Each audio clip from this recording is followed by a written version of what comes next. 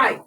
So today we're talking about the distance formula. And I will have you know that the distance formula was derived from the Pythagorean theorem.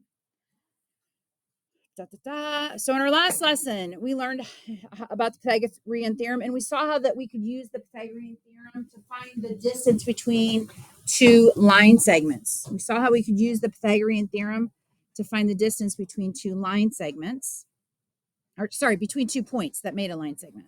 So in our first example, a segment is shown with endpoints A, 2, 3, and endpoint B, 14, page 23, 14, 12. So they're already graphed for us. We already have points A and B plotted for us. Point A and point B. It says draw a right triangle on the grid as horizontal and vertical legs. And remember that AB is the hypotenuse. So I'm just going to draw my horizontal leg. And then I'm going to draw my vertical leg. And I'm going to make sure to put a right angle in there. So I'm going to mark that with the right angle. Okay. Just because you have filled out notes doesn't mean that you don't have to do anything, right? So you should follow along. Your filled out notes are if you get stuck, lose your spot. Okay. So we've already done that. It says reproduce it below with the lengths of its legs labeled. So it's just saying redraw that sketch. Only this time tell me what the measurements of your legs are. So A, B, we're going to call this side C. What is the measurement of segment AC? How many units is AC? Did someone count it? How do I do that? Well, I have to count this. 1, 2, 3, 4, 5, 6, 7, 8, 9, 10, 11, 12. I also have to count BC. 1, 2, 3, 4, 5, 6, 7, 8, 9. So in my drawing here, I'm going to label this 12. I'm going to label this 9. Okay. So it says determine the length of AB or the distance between points A and B using the Pythagorean theorem and show your calculations. So I take 12 squared plus 9 squared, and I set it equal to C squared. I'm going to label this side C. All right, well, what is 12 squared? 144. Yeah, this isn't going to work if you guys are just sitting there like bumps on a log. You got to open your mouth. What is 9 squared? 81 equals C squared. What is 144 plus 81? 225 equals C squared. How do I get C all by itself or unsquare it? I have to take the square root of C squared. But whatever I do to one side, I have to do to the other side. What is the square root of 225? Yeah, it's 15. So the distance from A to B is 15 units. The distance from A to B is 15 units. How could we have found the lengths of the legs using the coordinates of the endpoints? How could we have found the lengths of the legs?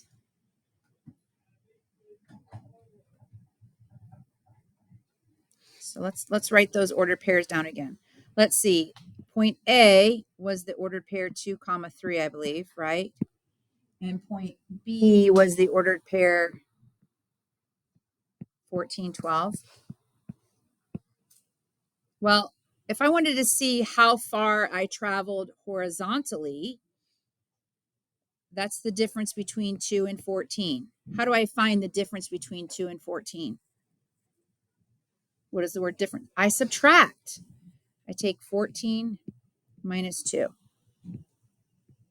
That would have given me the length of that leg, right? This would have given me the horizontal. Okay. Well, how do I find the distance between the vertical 3 and 12? What's the difference between that? You subtract again. So the vertical distance, I'm going to subtract. Whoops, I'm putting in the answer, and that's not what I need to do. 12 minus 3.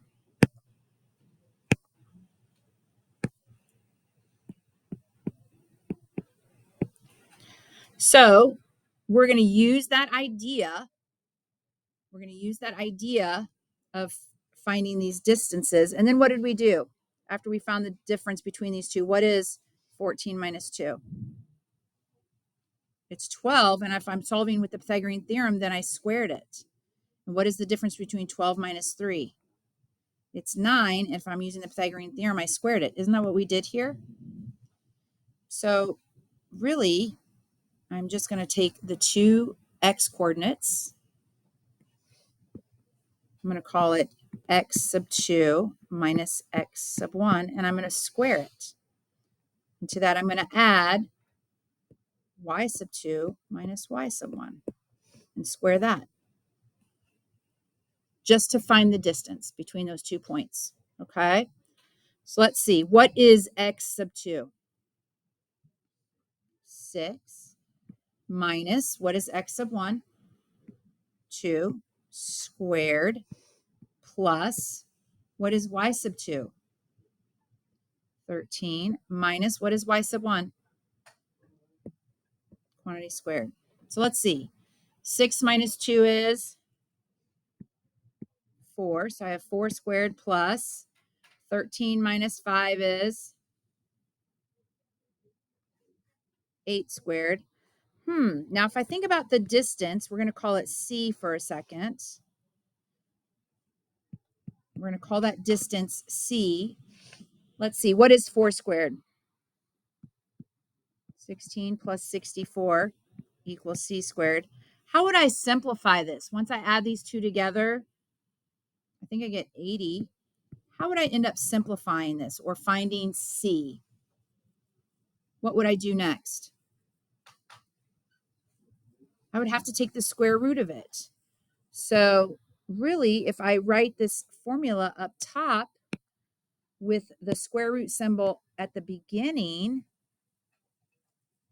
that's how I find the distance. And it says write it in simplified radical form. We're going to do both.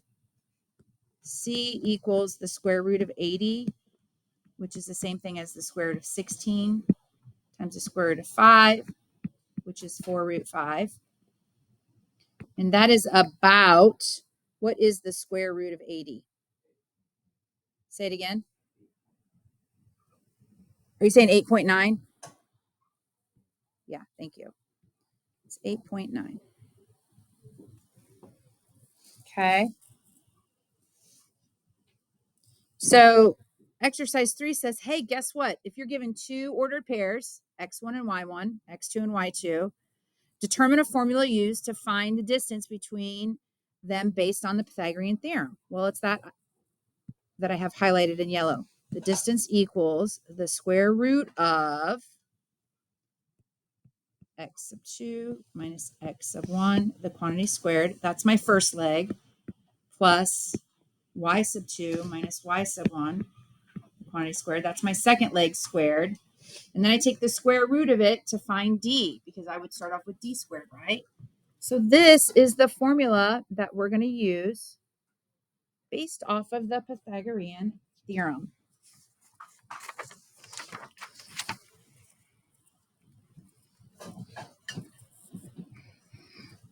Kind of looks like slope, except that we're not writing it as a fraction, right? Same idea, finding the difference between the 2 points. Emmanuel, pick your head up. Pick up your pencil. Don't lay your head back down. So let's go to the next one. So it says, lo and behold, here you go. If x sub 1, y sub 1, and x sub 2, y sub 2 are 2 points in the plane, then the distance, d, between them can be found using this formula. Da, da, da, da. This is the magic formula, okay? So we're going to use the distance formula to find the distance between two ordered pairs. Now, I'm going to do the same thing that we did when we were working with slope. I'm going to label each one x sub 1, y sub 1, x sub 2, and y sub 2, because I think that'll help you. Okay? Elaine, pick your head up, please. So D equals, what is the value of x sub 2? 15 minus x sub 1, 3, the quantity squared, plus y sub 2, 7, minus y sub 1, 12, the quantity squared. What we're doing is plugging in numbers. This is not hard. So what is 15 minus 3? So this is 12 squared plus, what is 7 minus 12?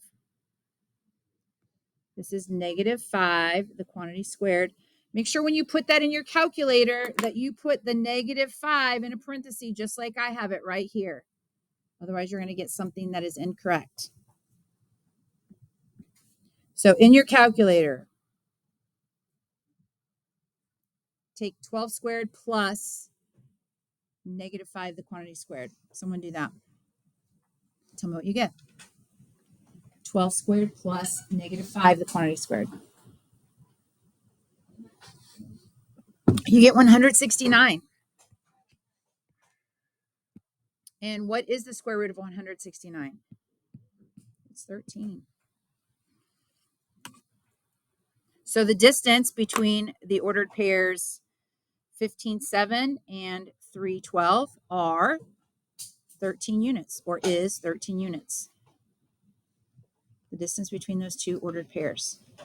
So we're going to try it again.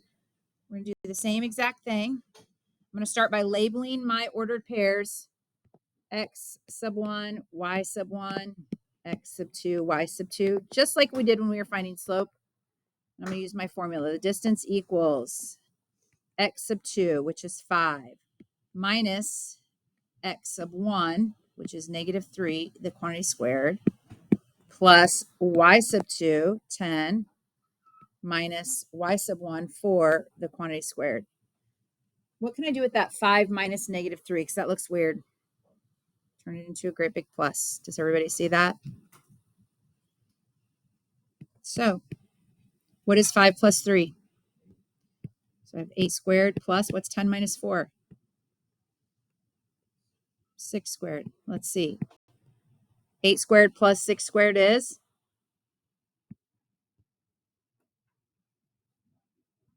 Mm, 64 plus 36. It's 100.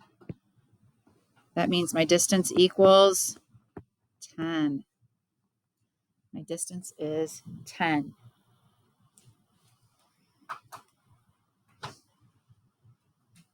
Okay. I'm going to pause or freeze, and I'm going to let you guys do number 5. Ma'am. You can put the whole thing. Yep. You can use the square root symbol, parentheses, and do it all at one time. Yes, ma'am. Okay. So I'm freezing the screen. You guys do. So let's do it. Let's break it up into 2. So,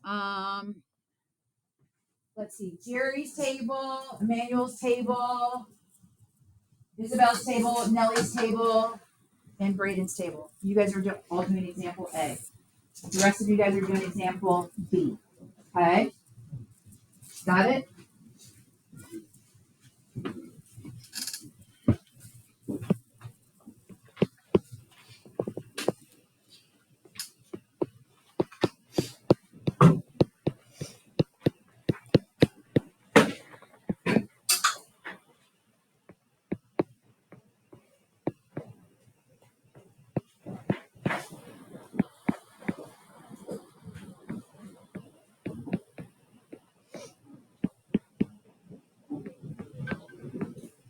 I know it says to give your answer as a simplified radical. I'd like you to do that, but if you just can only do a decimal, that's fine too.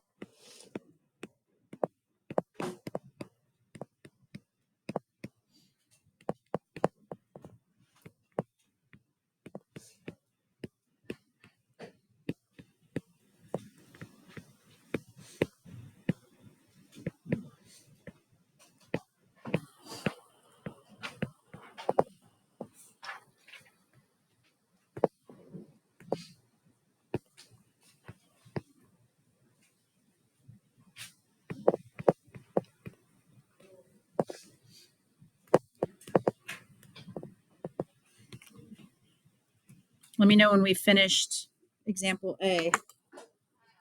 Let me know when you've got an answer for an example A or an answer for example B. Ken, you have B all done? Okay, what'd you get? Yeah, sure. 5 times the square root of 5. Perfect. Did you, if anyone calculated that as an about, this is B, D is about 11.2. What about example A? Those of you working on example A, what do we get?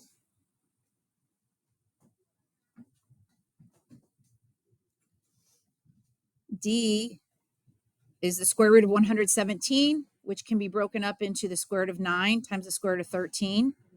The square root of 9 is 3. So D is exactly 3 root 13, which is about 10.8.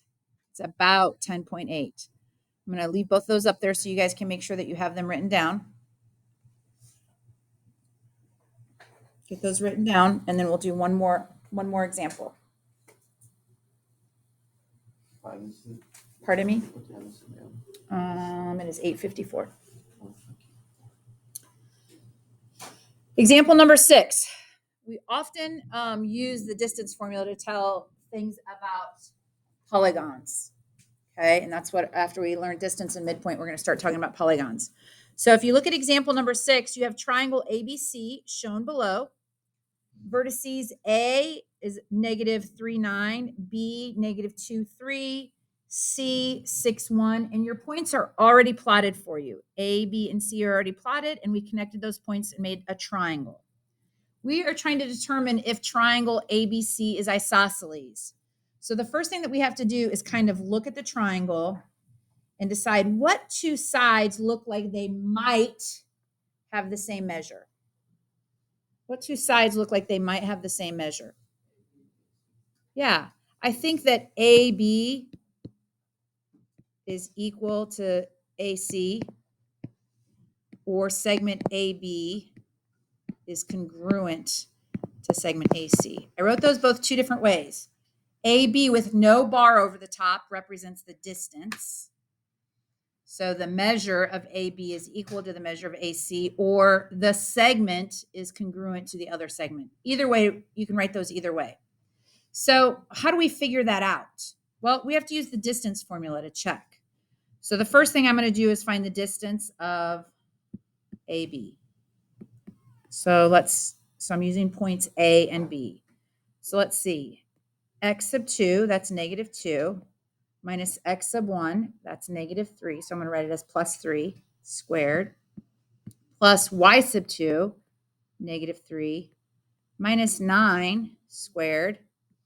Well, let's see. -2 plus 3 is 1 squared, plus -3 minus 9 is -12 squared. Well, 1 squared is 1, and -12 times -12 is 144. So the distance of segment AB is equivalent to the square root of 145. And I'm just going to leave it like that. That's an exact distance. I don't need to write it as a simplified radical. I just need to see if AC has that same distance, right? So now let's find the distance of segment AC. All right, so my ordered pairs that I'm using here are C and A. So x sub 2, 6, minus x sub 1, plus minus a -3, which is going to become +3, quantity squared, plus y sub 2, which is 1, minus y sub 1, which is 9, the quantity squared. So let's see, what is 6 plus 3? So that gives me 9 squared. And -1 plus 9 is -8 squared. What is 9 squared? 9 squared is 81. And -8 squared is 64. What is 81 plus 64? It's 145. So the distance from A to C is also the square root of 145. So are those two segments that we thought looked congruent, are they congruent?